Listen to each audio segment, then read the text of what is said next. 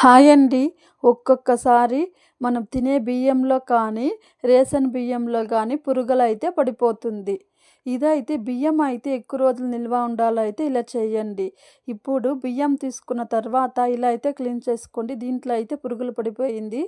ఇప్పుడు ఒక చాట తీసుకొని ఎలా చూపిస్తున్నానో అయితే ఇలా క్లీన్ చేసుకోండి. చూడండి, ఇలా క్లీన్ చేసుకుంటే పురుగులు అయితే వెళ్ళిపోతుంది. ఇలా అయితే క్లీన్ చేసుకోండి. ఇప్పుడు ఇలా క్లీన్ చేసుకున్న తర్వాత చూడండి ఎలా ఉందో పురుగులు. ఇప్పుడైతే ఇలా క్లీన్ చేసుకున్న తర్వాత ఇప్పుడైతే ఇదంతా క్లీన్ చేసుకున్నాను. ఇప్పుడైతే లవంగాలు అయితే వేసుకోండి. ఒక 10, 15 లవంగాలు అయితే వేసుకోండి. తర్వాత అయితే రాళ్ళు ఉప్పు వేసుకోండి. లవంగము, రాళ్ళు ఉప్పు వేసుకుంటే పురుగులు పడదు. ఎక్కువ రోజులు అయితే నిల్వ ఉంటుంది. ఒక 10 సంవత్సరాలు అయితే కూడా పురుగులు పడదు.